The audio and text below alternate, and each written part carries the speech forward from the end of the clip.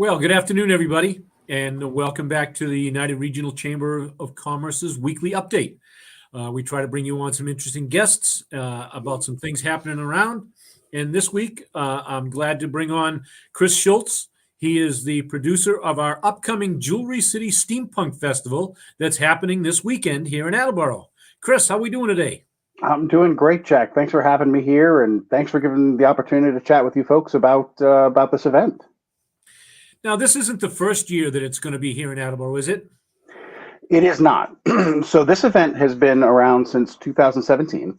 Um, the event itself kind of went on hiatus with COVID, and then I got involved last year, involved in the planning for this new event. We're sort of relaunching, which is what we're really excited about. We're taking this event.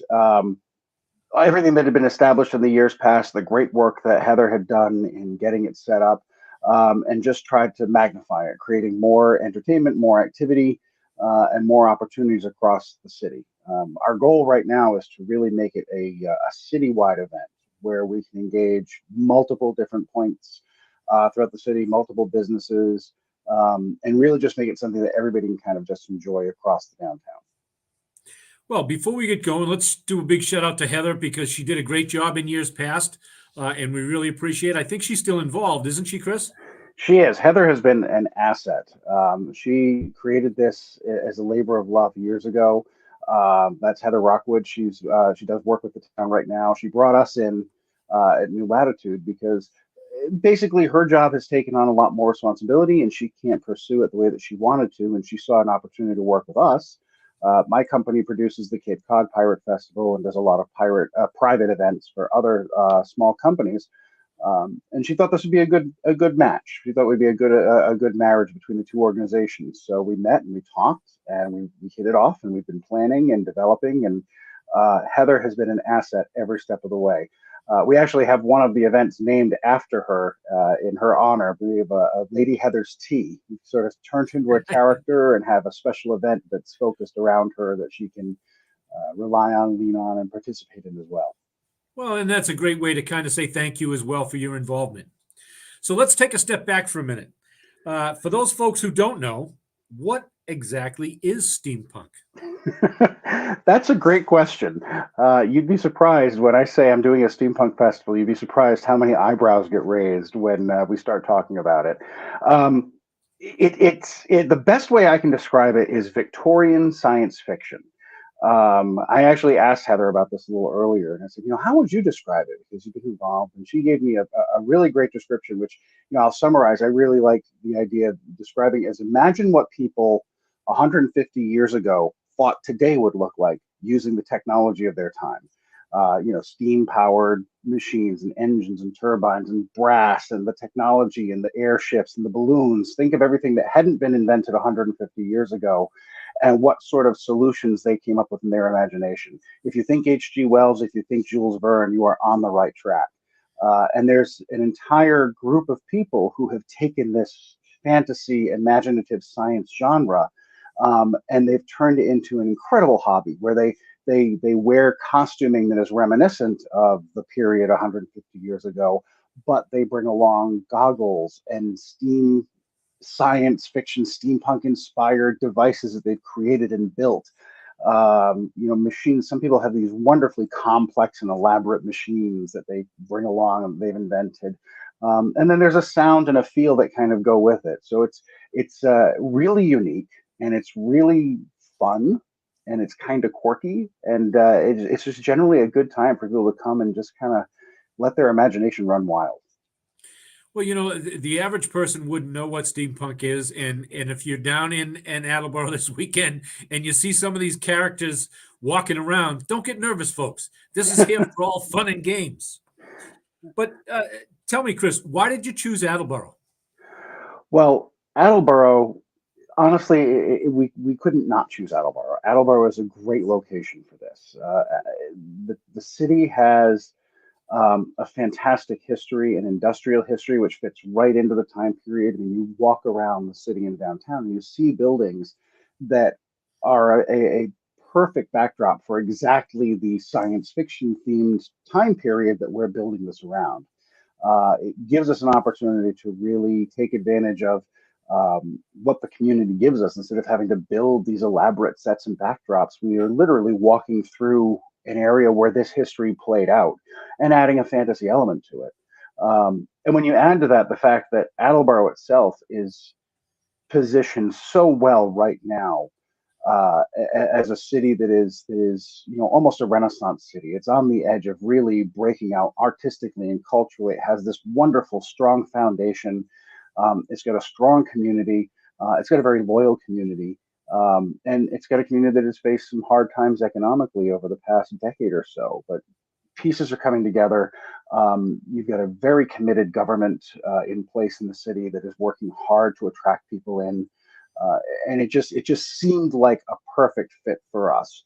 The support of the local businesses, the new businesses that are coming in, just your generosity in welcoming me into the chamber as we became new members recently, and getting involved in that community and building this event. It's just a great opportunity. And to be honest with you, the hunger of the new businesses in Attleboro and in that Attleboro region that the United Chamber covers, the hunger that people are having, where they realize they've got this beautiful gem, no pun intended, but they've got this beautiful gem in this historical area, and they just want to share that and invite people in. An event like this draws folks in who are not necessarily local. They're people who will travel because they are fans of the genre. They are fans of steampunk. They are fans of fantasy. So there will be people in town this weekend, people walking around the city this weekend who may have never, ever visited Attleboro before, and in some cases may not have even heard of it. And their first time through is plugging it into their GPS to come and participate. And we're excited because we want to show them what the city has to offer: the restaurants, the community, the beautiful parks, the Riverwalk, the library, which has been incredibly supportive in this, the Industrial Museum, which, if you haven't been to the Attleboro Area Industrial Museum, I encourage you to go, because it is truly just another hidden jewel that the city has to offer with remarkable resources. So that's why Attleboro. We saw a wonderful opportunity and a lot of opportunity to reach out into a community that was going to be equally supportive in return. Well, I'm going to show my age a little bit here, and yours as well. I had a new resident ask me, well, why is it called Jewelry City? Well, for some that don't know, we used to be the jewelry capital of America, right here in Attleboro, with some of the bigger companies that were here. So we've maintained that reputation as Jewelry City. So on this Saturday, what can folks expect to see at the festival? So for the festival, we have entertainment of all types, and it's entertainment for all ages. We've got a number of different musical groups, including a group called the Catnip Junkies, which have a nice steampunk bend to it. We've got performers who are going to be doing some physical feats of acrobatics. We have a magician who will be participating. He's a wonderful magician who I've worked with in the past. He does some great shows, wonderfully entertaining. We'll have some fight shows, people using some swords and some weaponry. We'll have dance groups. It really will be seeing just all different types of entertainers, all family friendly, all people of all ages. And when I say family friendly, I don't want to say kiddie, because we are going to have some children's entertainment, lots of wonderful entertainment. In fact, Illuminate Theater, which is based in Attleboro, is going to be doing some children's specific programming over in Cuddy Court. But we also have a beer garden that has been set up, and we've had a wonderful donation from Dirigible Brewing Company, which is a steampunk brewery in Littleton, and they are going to be coming in and helping us provide beer to the community. People come in and get yourselves a nice pint and relax and talk steampunk with some of our folks. It'll be a great time. And that's just it. We need more of these family-friendly events downtown. And as you just mentioned, there's something for all ages. For the little kids to come and for the big kids to come and maybe share an adult beverage at the beer garden. A question that's come up, though, is what are we going to do about the weather? Mother Nature isn't being as cooperative as she should be. Oh, I know. If anybody who's watching this now has probably already looked at the weather and said, what's going on? We've looked at what our options are. A rain date is not an option, so we are going on rain or shine. We are going to be taking some of the programming we planned on doing outdoors and bringing it indoors. And we are going to be relocating to make sure that our folks are on high ground in case the rain does get really heavy. We will still have our food court. We will still have our beer garden. The main stage that's outside will be under a tent, and the beer garden will be under a tent. So we encourage people to come and, stay dry and have a drink and watch a show. We're also going to have a trolley, which is something that has been done in years past. We are offering at our ticket site an all-access trolley. I believe it's $6 a person, and you can ride it around all day from stop to stop to stop. So you can literally hop on the trolley and go from one program to another and never have to be walking in the rain. And we wanted to make sure that that was an option available for people, but we wanted to put it at a price point that was affordable for everybody. We felt $6 was reasonable, and children 3 and under are free, so they don't have to pay to ride. So you can bring your family along for that. Well, I know that you mentioned the Attleboro Area Industrial Museum, and actually our office used to share the building with them, and I'm proud to say I was on that board for a little while. It is just a great gem, as you put it, for the city of Attleboro. But tell us where other events are going to be held. So we are going to have programming in the library over at the end of Balfour at the Attleboro Public Library. We are going to have a stage and some vendor tents on Balfour Riverwalk Park itself. Lots of different vendors offering all different kinds of things. We're going to have a food court set up in the parking lot at 8 North Main Street. We're going to have a couple of food trucks, and as I said, that's where our beer garden will be situated. And then there's the Industrial Museum. I think I mentioned Cuddy Court. So Cuddy Court will also have some vendors, stage, and some children's entertainment. So everything is compact within the downtown city limits, but it does spread out a little bit and touches different areas in the city. And as this event becomes more entrenched and something that you can set your clock to as an appointment event, we're hoping to activate a lot more spaces as well. I know we'd love to engage with the art museum. We'd love to re-engage with the Masonic Temple that used to host these events. And there are other venues as well throughout the city that I think, as we grow and expand, would be great locations for us. I know that next year we're talking about taking it from a one-day festival to adding a Sunday, so it'll be 2 days. And then we'll see where it goes from there. All right, I'm going to put you on the spot. What's Okay. your favorite part about the Steampunk Festival? What's my favorite part? Oh my gosh. Well, it's so hard to say because I enjoy so many different aspects of it. The fact that we have the different programming that people can come in and just learn. One thing I found about people who are fans of steampunk is that they are hungry for knowledge and hungry for history, and they're passionate about it. We've got a number of different programs where we're going to have some speakers who are going to be able to share a lot about the steampunk history, about steampunk art. It's just really an exciting experience to be able to be a part of that.